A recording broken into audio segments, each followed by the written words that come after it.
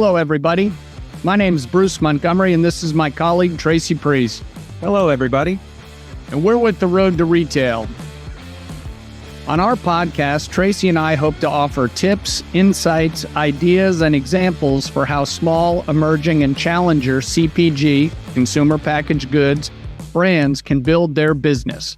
Everything from determining if you're ready to grow, where to start, how to prove it online, or how to go about securing distribution at a national retailer, driving your business through to the end consumer, or how to go about finding an investor if you're ready for that aspect.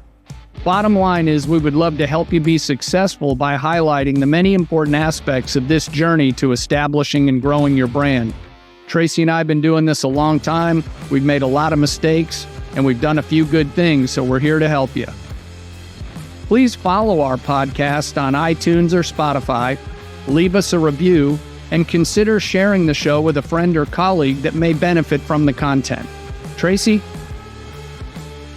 Bruce and I have been involved in consumer packaged goods commercial operations roles for over 30 years. We define commercial operation functions relating to sales, marketing, trade marketing, broker and distributor management, agency selection and management, new product development, brand acquisition and divestitures, and customer management. We also invite on our episodes friends and former colleagues from all aspects of the Road to Retail process to come on the show and offer their opinions and experience. Again, we encourage you to subscribe to our iTunes or Spotify channel at Road, 2 Retail.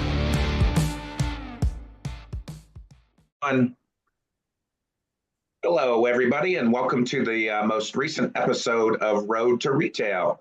Bruce, my friend and colleague, welcome. Good to see you.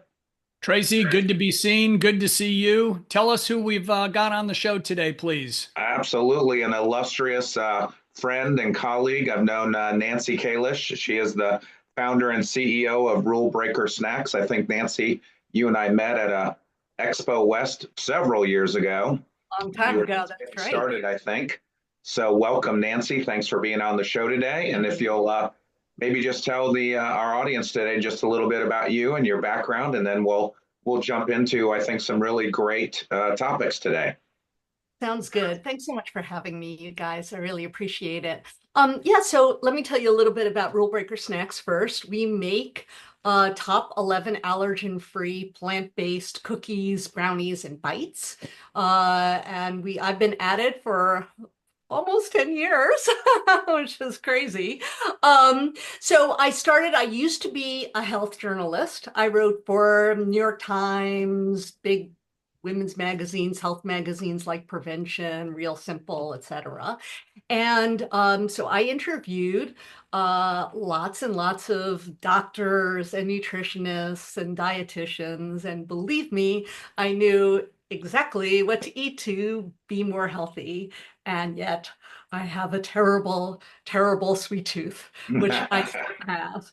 And so I literally was always, trying to be healthy, make the healthiest choice, and, then sometimes sneak in some Oreos and stuff, So basically, I just for myself started developing.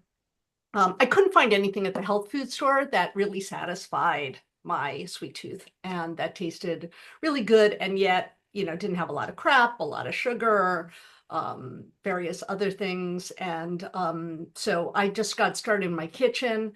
I came up with a really great brownie recipe, which is my favorite thing in the world, brownies. And it had a weird and amazing first ingredient, which was chickpeas. But it didn't taste like chickpeas. And everybody started who tasted them, loved them. And so they said, oh, you should sell these. And I was getting a little tired of being a journalist. And so I actually thought to myself, how hard could it be to start a food company? I'll try it. Oh, wow. Famous last words. I know. Bruce, how many times have we heard that, right? That's too funny. And so the rest is history, which I'll be happy to explain myself further. Right. Well, we're going to turn on the interrogation light and press you further. So Nancy, tell us a little bit about, the gap you saw in the market. Because sometimes what we'll come across entrepreneurs, and it's either, like you just said, they were looking for things that are either healthier, better for you, maybe had fewer ingredients. What gap did you see that said, you know what? I bet you I can make, kick-ass brownies out of chickpeas. It was literally the taste gap. I live across the street from an amazing health food store, and I would go in there and I would regularly spend 20 or 25 bucks on various, packaged cookies and little candies and all these things that were supposed to be healthier for me. And they had, a lot of them had really great ingredient decks, no problem there. But to be honest, they always tasted off. They were chalky, they were grainy. I just wasn't enjoying them. And really I wasn't joking before about the Oreos. What I would end up doing is I'd eat the less good tasting treat and then still be craving something. And sometimes sneak into, the corner store, Sure. not the health food store, and buy some Oreos. So, I just realized that, and this was a while ago, so there were even fewer things on the market that, there just wasn't anything that was going to really satisfy me. And as I said, being a health journalist, I knew a lot about food and ingredients, and I wanted something with real clean ingredients and not too much sugar, but still tasted sweet, you know, and I also knew a lot about food allergies and various dietary needs. And so going back to the how hard could it be to start a food company moment, I thought, not only did I think that, I thought, how hard could it be to start a food company that makes top 11 allergen free, vegan, not GMO, and kosher certified cookies. And I was like, yeah, I'll try that. So Nancy, one of the follow-up questions here, because just listening to your story so far, did you do a lot of, or any, traditional market research to kind of validate your concept, or were you more of a trial and error and just keep kind of tinkering mad scientist? We've had guests on the show that go kind of a little over the top researching, and then we've had other people that are like building the airplane while it's in the air. Yeah.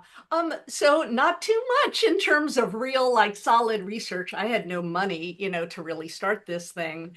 And so my research mostly involved going to a lot of health food stores, Whole Foods, etc., and trying to having a good excuse to buy every product on their shelf and give it a try. And then ask, of course, my journalist friends and family.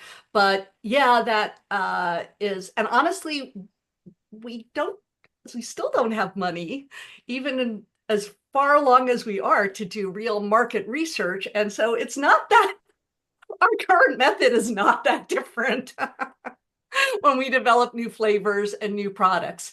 But I've always really been interested in food and food products. So I did start with a kind of, I would say, a pretty good knowledge of what was out there. Great. Uh, Tracy? Absolutely. So, as you know, these categories that you participate in are really competitive. So, talk to our audience a little bit about your product differentiation in the marketplace, and maybe your philosophy and attitude towards how important differentiation really is in the marketplace. Yeah, that's a really good question. So I will say, and Bruce, this goes back to your earlier question too, our product has evolved, but from the beginning, we were very lucky, and we had a very good tasting product that really retailers responded to right away. So I'll get to the differentiation part in a minute, but for instance, like we booked a booth just on on faith at Expo East, and they stuck us in the back hallway, literally. And I thought, oh my gosh, nobody's ever going to find us here. But they did, and we actually took our first retail orders at that Expo East. And the following year, we won the Nexty for Best New Dessert. So we started off, luckily, with a really good product. And it was also very differentiated from the first in ways that were great and in ways that were a little hard to sell sometimes. Like we were sweetened with dates, which allowed us to have a very sweet taste, but it was, and everybody knows what dates are, no problem. And it kept our sugar grams nice and low, especially added sugar. And we had no artificial anything, so easy to explain. But chickpeas, that was a little bit of like, whoa, I don't know if I want to, have a brownie or a chocolate chip cookie. What is this, And so what I got into the habit of doing with retailers at trade shows is I'd have them sample it first, and then I would say, oh, and you're eating chickpeas. Isn't that amazing? And they actually really responded to that. So I think that's very, very important. And then, people really remembered us. So taste, good, clean ingredients as a point of differentiation. We also, when I was first getting into this, there was a lot fewer products on the market that were truly top 11 allergen free. And I, again, putting my journalist hat on, I knew that there was a market for that. And also we're made at an allergen free facility, which was also a point of differentiation, because when you actually look at the label of a lot of allergen free products, it says made in a facility that also processes nuts or wheat or whatever, right? So that was another thing. And then we had, so I started in the era of what I would call brown paper packaging for healthy products. When I went into Whole Foods, everything looked the same. And so while this is, we've iterated for sure. From the very beginning, we had really bright, fun packaging. So my thought was, well, I want it to be fun for people to eat healthier. I don't see why it can't be fun and delicious. And I'm going to show them that it's fun. So, we did some great branding, helped us stand out on shelf. And, that's really helped us. So, and in addition, even as, there have been more products and more competition on the market, nobody really has ever, a lot of the other competition still has sugar or some kind of rice flour or something like that as a first ingredient. So we've still managed to hold on to the differentiation of having chickpeas as our main and first ingredient. And kudos to you, Nancy, because 10 years ago when you started, there wasn't any products with chickpeas. There weren't a lot of products, like you said, that had, free from the top 11 allergens. So you were on the cutting edge. Yeah, it was hard. It was hard to make it happen. I didn't know that. I knew, but I didn't realize how hard it would be to find a bakery that was also top 11 allergen free and kosher and vegan. And all those ingredients have to be all, certified and everything. It was kind of a nightmare when we were first starting, but I'm glad we stuck with it. Yeah, absolutely. Bruce? Good for you.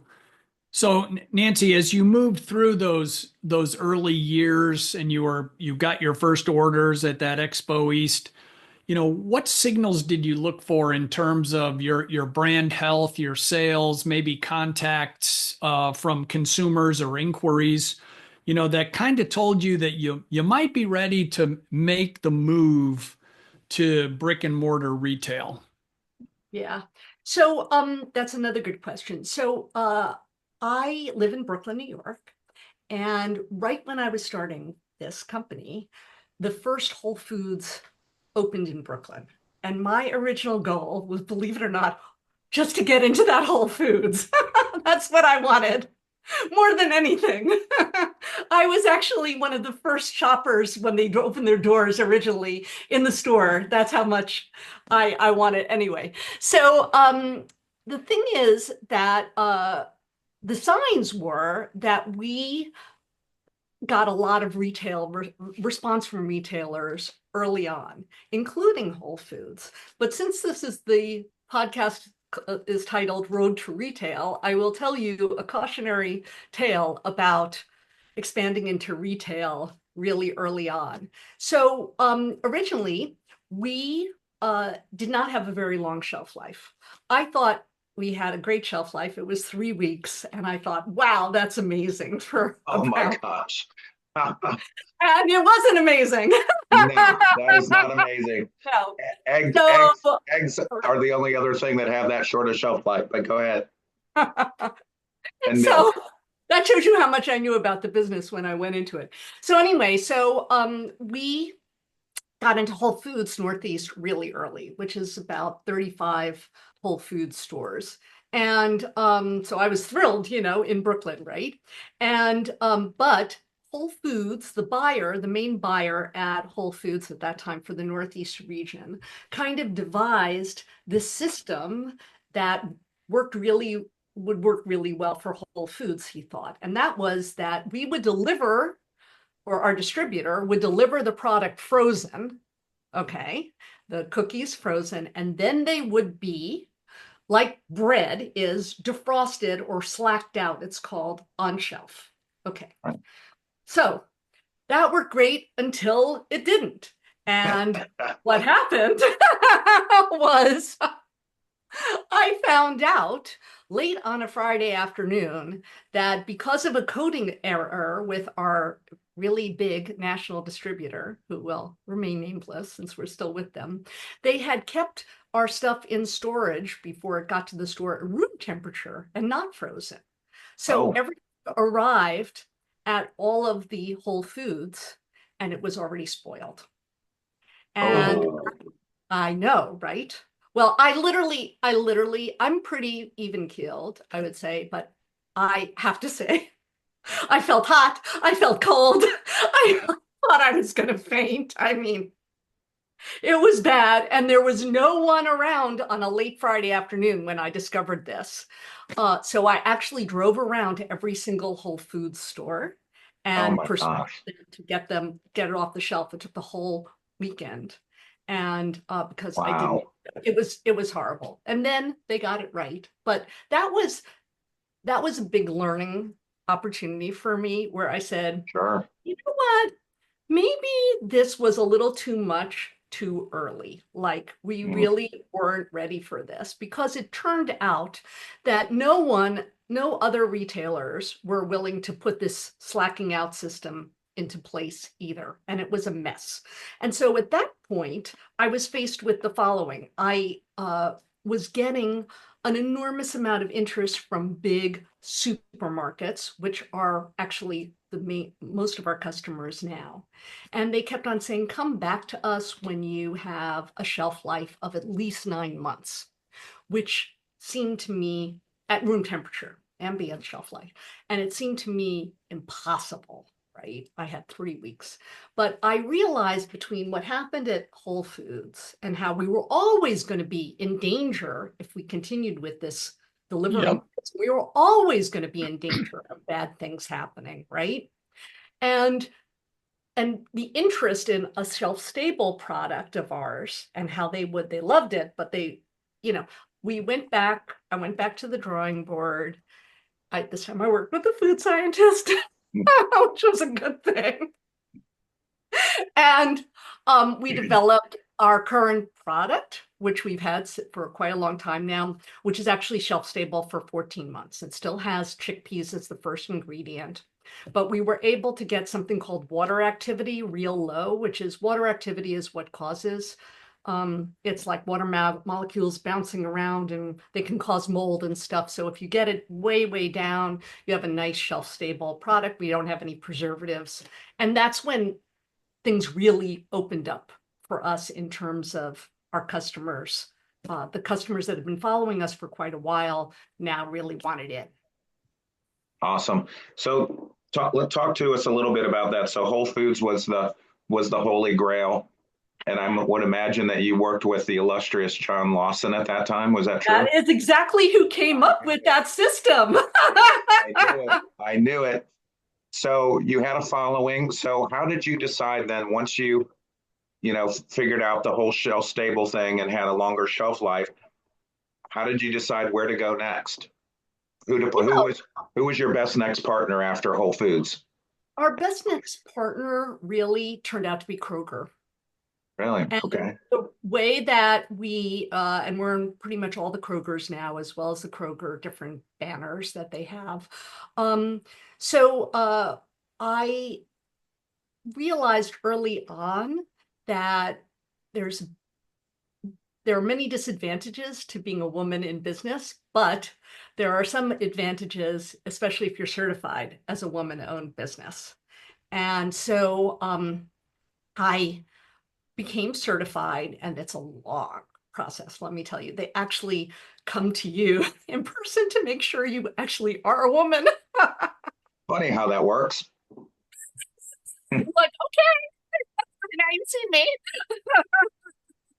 But in any case, I was at a woman-owned business fair that they put on, and the Kroger supplier diversity folks were there, and the head of supplier diversity team at Kroger tasted our stuff and was like, "We want to pursue this more. We have to have you in the store." And so, that was super helpful. And being certified as a woman-owned business got me out of $40,000 in slotting fees. There you go. Yeah. Absolutely. So how many Krogers did you get in right off the bat? I'm just curious. Yeah, I think we got into a few hundred at first, and then it went up to 650. And so then you grow slowly. That's great. Yeah. Great. And you know what? After the first couple of years where things were so chaotic and we were dealing with shelf life issues, I realized, and this is, if I can give any message to your listeners, especially if they are not experienced, brick and mortar retail is really tough. Mm-hmm. And it's really, really expensive too, which we can get into if you want. And it really behooves you to understand those things and be completely ready before you. Yeah, great advice. Even when you're ready, it's still really hard. So you don't advise going into 2,000 Krogers right off the bat? No. In fact, there's another company that I know where I know the founder, and they had a great opportunity to get into Target, I believe.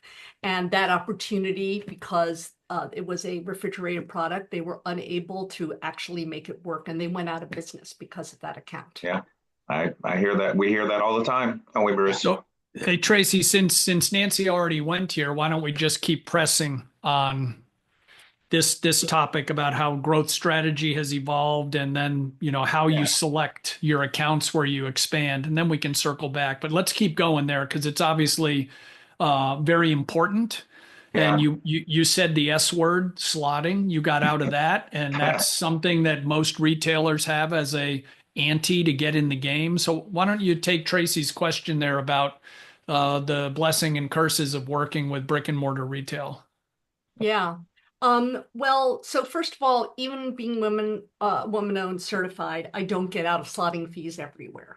So we and a lot of major, not every single one, maybe every single one does have some kind of slotting. What we try to, so slotting, for anybody who doesn't know, is the cash money that they ask to put your product on the shelf.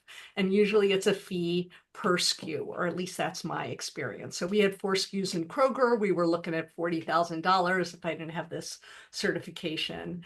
And what they do, as I've noticed, as we've gotten into other retailers where they don't care that much about supplier diversity, so they don't give me any breaks, is they'll take that off of your first invoices. So literally you'll be shipping product to them and you'll be getting zero back. And they'll actually say that, you owe them, money. And in addition, of course, at Kroger and other big retailers, in addition to slotting fees, there's also, they want you to do couponing, which costs money, new item tags, ad programs. So there's a lot of stuff stacked up, and you need to know really what all of those are going to cost. So every time we are given the opportunity to get into a new retailer, first of all, we always try to negotiate them down from some of these costs, always. So for instance, with slotting fees, instead of giving them money, we'll give them what's called a free fill, which is free product. That's more cost effective for us because, of course, it's ending up costing us about half of what, the retail amount we give them, and I mean the wholesale amount. And so that's something. And then you can often also negotiate with the ad programs and the couponing. So, and you would say, well, what leverage do you have because you're just this tiny brand? And that's actually your leverage. So your leverage is that you're a tiny brand and you cannot afford this stuff. And it's your dream to be in Kroger or ShopRite or wherever, but fill in the blank. They have to cut you a break. Sometimes they simply don't care less, and but a lot of times they will. Not a huge break, but enough to make a difference. And then what we do is we really, really, really crunch the numbers and play out just how long it's going to take us to become profitable at that particular chain. And how long does that normally take, would you say? Well, I'm going to tell you, this frightening part is that Kroger, they say it's going to take you 2 years to be profitable. So just so you know, that's a lot of, and it depends, where it falls on that spectrum. If we don't want to, I've decided, originally, actually, I did lose money at some of these places. And then because also what they'll do is they will deduct stuff that you don't believe you agreed to. And then you have to fight that, right? So very familiar. You have to be prepared. We've actually ended up so to go back, sometimes it's even hard to tell whether you'll lose money or not, right? But I've decided now that I'm not losing money on anybody anymore. And either they have to give us a fair shake or it's not a good match for us. And we've had to be okay with that. And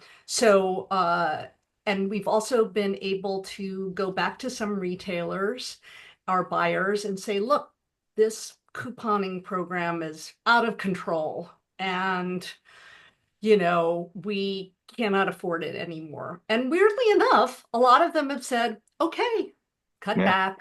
It's okay. Well, so I've always been, originally when we first started, I got very scared of going back to our buyers. I was very timid because I thought, oh, there's just, 100 brands lined up right behind me to take our spot on the shelf. I better not make trouble.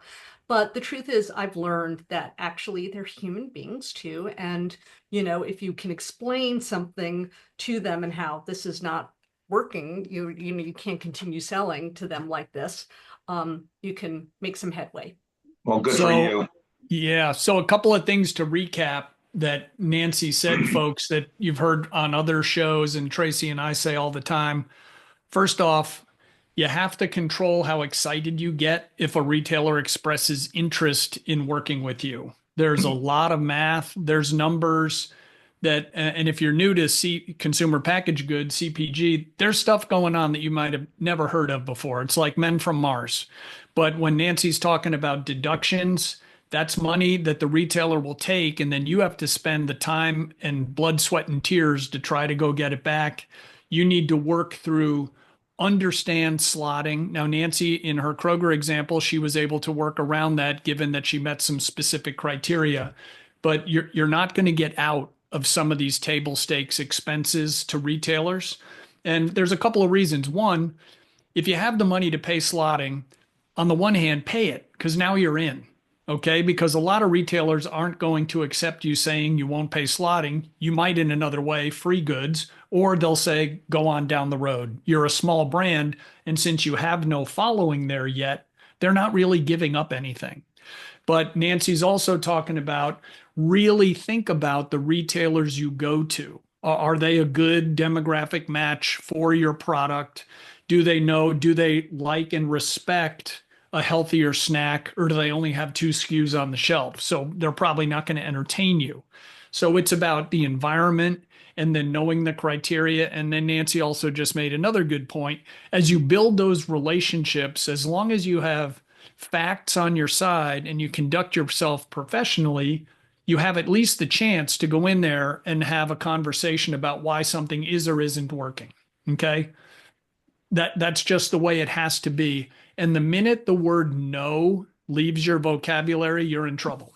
Yes, You're absolutely. in trouble because you can't agree to everything. And frankly, no one expects you to agree to everything. It's kind of like a dog at the electric fence. They're going to keep probing until they find out where you say no. So excellent points, Nancy. So Yeah, Nancy, great point. because you sell across several channels, how do you think about and keep things straight in your mind, whether it's pricing or prioritization, sales on your website through maybe say Amazon, and then the retailers you're in? How do you kind of manage those channels and do the best you can to avoid maybe channel conflict where, hey, how come this is so much cheaper on her website than here at Whole Foods? You don't want your phone blowing up going, hey, Nancy, I thought you like working with us. Yeah, well, that's also a very good question. So first, I want to address part of it first, which is that, so what we've learned is, so like I told you, my dopey dream of being in the Brooklyn Whole Foods, I was very, very, very focused on brick and mortar retail when I started because that's what I kind of knew as a consumer. I wasn't, I'm an Amazon shopper and website shopper, but I wasn't doing a lot of it. I really did most of my food shopping at the grocery store. So maybe I was really overly focused. So what we've learned since then, Bruce, is that actually channel diversification is unbelievably important. And it's how you mitigate some of these other expenses from brick and mortar. So we have actively over the last 2 years really tried to diversify and build up our other channels, like our own website, where that we have the best gross margins by a long shot. Food service, where basically you don't pay, there's no couponing, slotting, Right. those kind of things that we just talked about, which is collectively called trade spend. There's no trade spend. Colleges and universities, we got made efforts to get into them.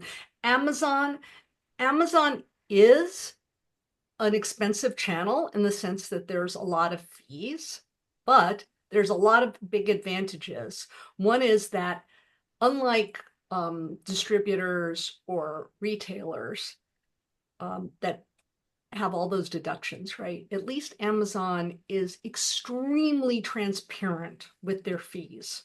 So when you sell a product through their website, you really know what it's going to cost you, like what you're going to make. So that's very good.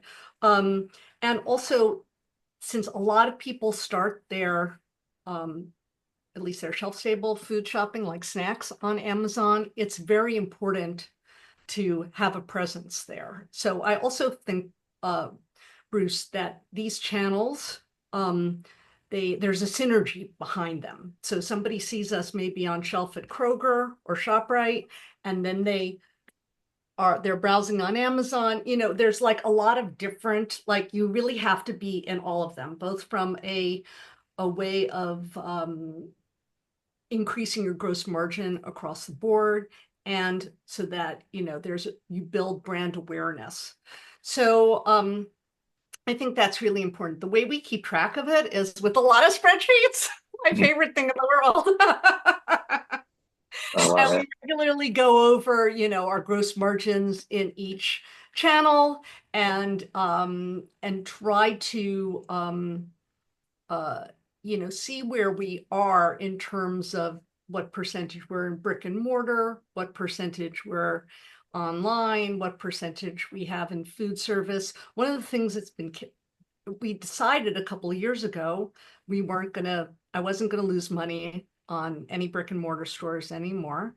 And we decided that we were gonna stop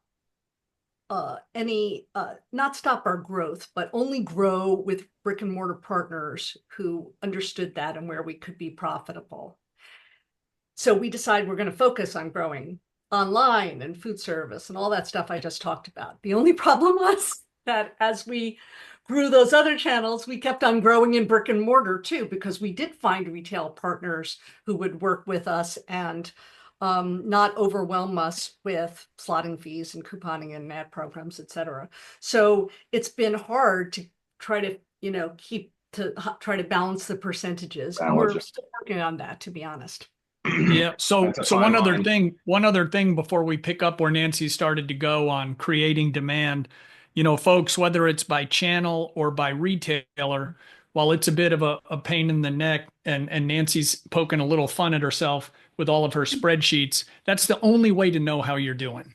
Okay. Yeah. It's the only way to know how you're doing. We run into people, I'm too busy to track it that way. Well, are you too busy to lose money? Well, no. Well, then you should probably slow down and make sure all those line items she's talking about, sales to allowances, to trade spending, to deductions, to if you're in a perishable product, what your spoils are going to be. You can put it together, and it's in your best interest to figure it out sooner rather than later. So Nancy, you touched on, as you sort of expanded in your other channels, magically your brick and mortar business went up because people were getting more exposure to rule breakers. So how do you think about the marketing vehicles you use? What have you found that works for you, and how do you measure that so that your precious dollars are going to work hard for you? Yeah, that's a really good question. But before I get to that, I actually just want to add one last thing to the brick and mortar thing, if that's okay. Please.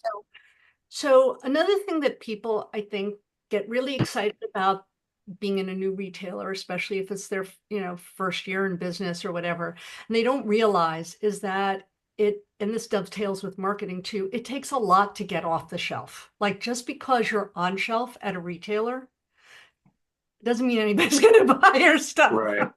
I know. Let me interject right here. So this is Bruce and I's bumper sticker. It's not about sell in, it's about sell through, which is exactly what you're saying. Wise. I want that bumper sticker. Okay. I think you guys could make money on that. I'm not kidding. We're going to sell that on our website. There you go. Yeah. So you actually do. I mean, the retailers with all of their couponing and their ad programs, they're not completely wrong. You kind of need that a lot of times to get off the shelf, right? So, you can't think that just those upfront costs are going to be your only costs. You have to take into account everything, right? So we're still a small brand, and we don't have a big marketing budget. So we do a couple of things. Of course, social media is huge for us, right? And I was smart enough I had to hire a really amazing, experienced person in PR and social media. And it's worth it if you can afford to have somebody like that on your team. It's really, really worth it. Great advice. Great advice. Thank you. We've grown on organic. following, and it really helps. I think we have all across the various platforms about 50,000 followers altogether. Also, another thing that's for free, you have to work on it a bit, is your email list for your website, and making every effort to grow that and entice people to sign up for your email newsletter and to get your offers. Again, another big thing. And really important because, for instance, Amazon does not release the emails of the customers you sell to. So that's important to know. You'll never get those names and that Yeah. list from them. So, and then we do, again, I really feel that Amazon is these days a very important part of channel mix and needs to be focused on. So we do spend money on ads at Amazon ads. Now they can be very expensive, and it's constantly moving target because it depends what other, who else is bidding on your keywords and stuff like that. But it's been worth it. And after trial and error, a lot of error and a lot of trial, but we have got what's called our ROAS, which is our return on ad spend. We've got it up to around 4, which is pretty good. So that means for every dollar we spend, we get $4 back in purchases.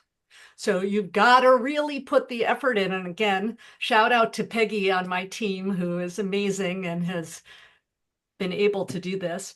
You really have to put the effort in and constantly be changing things up. And when you figure out what works, stick with the basic premise, but also kind of iterate on that so it keeps it fresh. So it's hard. We have some influencers too. We've been lucky enough to get some free celebrity stuff every once in a while, which has helped. Yeah, we've got a tiny marketing budget, and so we try to make the very most of it. Well, I commend you for using the Bruce's favorite word, ROAS. So there you go. And you explained it like in the best, simplest terms for our audience, which I love. So let's talk a little bit about raising money. So tell us a little bit about your journey, about if you've raised money, if you have, what do you look for in an investor? Just talk to us a little bit about that and your journey there. It has, well, until like about 3.5 years ago, I actually was bootstrapped. And so I was spared, the fundraising part. And then we were looking at a couple of, expansion opportunities Kroger, for instance, was one. We were going to expand by like 1,000 stores and stuff. And so we felt like another thing that your listeners should understand is kind of there's a cash gap, right, between the time that you have to purchase your ingredients and your packaging and your production time and the time that you get paid by a retailer. And the bigger the retailer or distributor, the longer the gap is. Yes. Then there are those deductions that we were talking about earlier, right? So you have to have the cash up front to do things. So I have done, I would say, just about every kind of fundraising there is since I stopped bootstrapping. So I've done a lot of pitching at like pitch slams, pitch fests, everything under the sun, for every CPG pitch that would have me. At one of those pitches, I did meet guys from Bimbo Bakeries.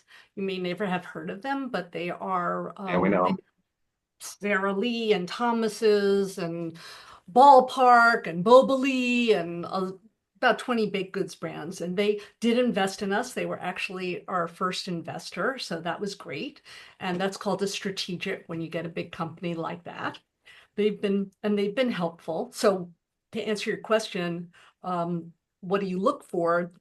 They obviously have data and other resources that they can help us with, and introduce us to other retail partners that their company's products are in. So they've been very helpful. I was also on Shark Tank. Oh, you were? I did not know that. And quite an experience.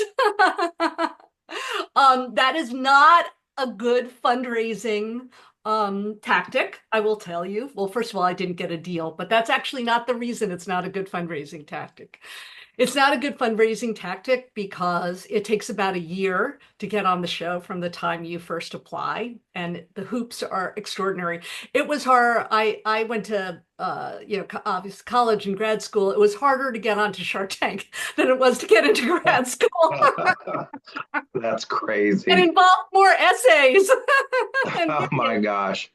I've um never heard uh, that. but and also, unfortunately, the truth of the matter is the sharks are sharky. And even if somebody does make a deal, it tends to fall apart afterwards for the most part. Like about, 60% plus of the deals Hmm. that used to get made don't get made. But I still highly recommend it for any brand. You've got to really like, you know, being in front of people and talk, but if you do, like me, because it's an amazing marketing tool. And Yeah. so, even though I didn't get a deal, I got a 10-minute commercial that they Yeah. have You got a lot of eyeballs. played like 25 times, and it's incredible. It really is incredible how it helps sales. I love that. I So love that. before we move off the Shark Tank, so how long is your actual time in front of, we all see the clips on TV and it seems like each brand gets 10 or 15 minutes. Are there stops and starts? Like, were you in there for 2 hours or was it literally like, I all was right, in there Nancy, for over an hour. It goes like that, of course, like, right? oh, also I filmed during the pandemic, so they made me quarantine in my hotel room by myself for 10 days before they let me out on the set. And Oh Oh so my my I was gosh. gosh. like, oh, let me Oh out my here. word. Oh my gosh. What happens? But yeah, they're you're in front of them for, I would say, at least an hour, and it's a kind of a free for all. It's not really a business meeting at all. They're talking over each other and shouting questions at you, and I'm shocked. All right, Nancy. So we're rounding third base and heading for home here.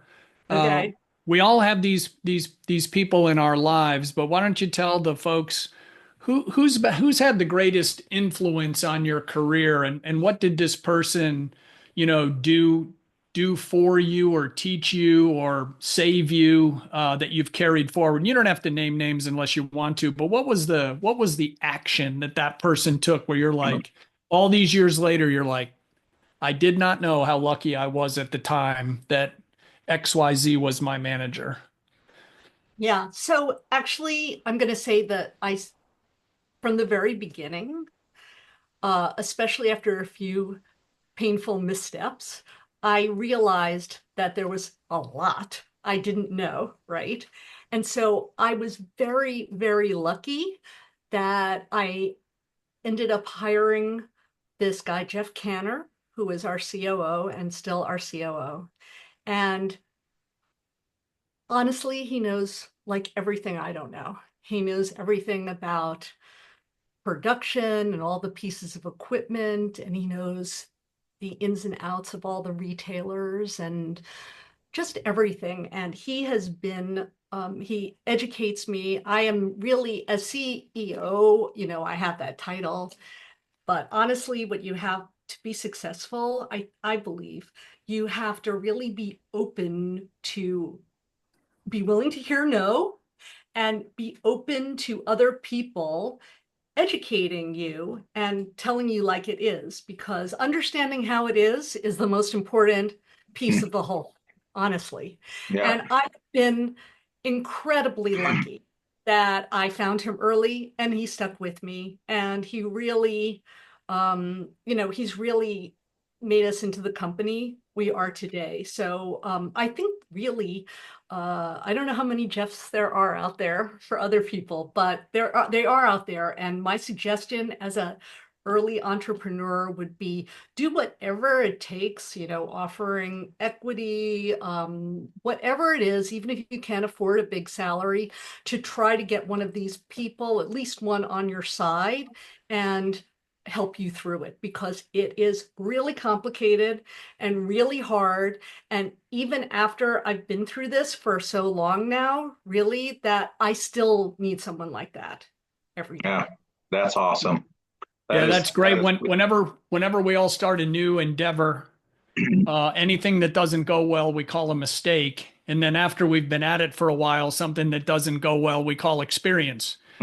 So kudos to Jeff, and we salute you for having the humility to understand you didn't know everything, even if it took you a couple of years to figure that out. And I'm glad your partnership continues strong to this day. Tracy. Absolutely. So I get to ask you the fun question of the day of our time together. So you chose the brand. So tell us a little bit about your favorite brand and why. Okay. Well, let me hold it up here if I can. Whoops. There you go. So Excellent. I love this sauce called Tango. Okay. And it's very unusual. It is a carrot. It's thick, and it's a carrot-based sauce, and it has lots of other vegetables in it. And this one, I believe, is mild, but they have spicy ones, and they also have ones infused with truffle. And I put it on everything, including pasta and any dish that would call for ketchup, for instance, or tomato sauce. Okay. And the way I came to this was my husband, after, like just a couple of years ago, developed a allergy to cooked tomatoes all of a sudden. And when we discovered that, it was like, oh no, he can't eat pizza, he can't eat pasta with tomato sauce, he can't have ketchup. And I was like, and when you start to look into it and all the recipes that I cook, normally, like everything has tomatoes. And so we were desperate, and I found this. I believe I don't know the founder, unfortunately. I wish I did, but it's a Brooklyn brand, I believe. And it's sold on Amazon, so you can get it there. Honestly, it's so delicious. It's tangy, and I would eat it. I don't have a tomato allergy. I would eat it, I'm so glad I found it, even if I never had to use it. But it has saved me many times. So I didn't have to give up every recipe. So it's something like, sometimes you'll have a recipe that will call for like 2 tablespoons of tomato paste, and you're thinking, oh no. And this is the thing that I love it. I I love it. We might just have found another guest to go hunt down, the founder of Tango. There you All go. right. So Nancy, thank you so much for your time. How can people get in touch with you if they're so inclined, if you care to share, any contact information, if you've really, lit their fire with some of your comments here today? Well, look, they're welcome to email me at nancy@rulebreakersnacks.com. That's fine. Also connect over social media if that's your preference. LinkedIn. Um, I'm trying to get better on LinkedIn. That's my 2025 New Year's resolution. Is to finally really pay more attention to that. Yeah, I'd be happy to hear from you. I think I'm so it's been a long time since I got into this, and I am still excited by it and still love it, but my eyes are open. And I think that's a really important thing to Absolutely. Very much so. Okay, Tracy, the big finish. Well, first of all, thank you, Nancy, for coming on our show. And I will just tell you this, certainly your passion and love for your brand comes through. And I got to say, I love that. So I keep doing that.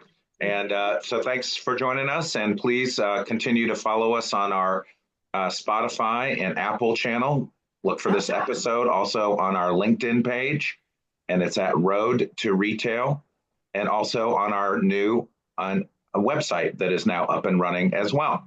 So thank you again, Nancy, and be safe out there. Good luck out there, so folks. much, guys. Okay, Thank you.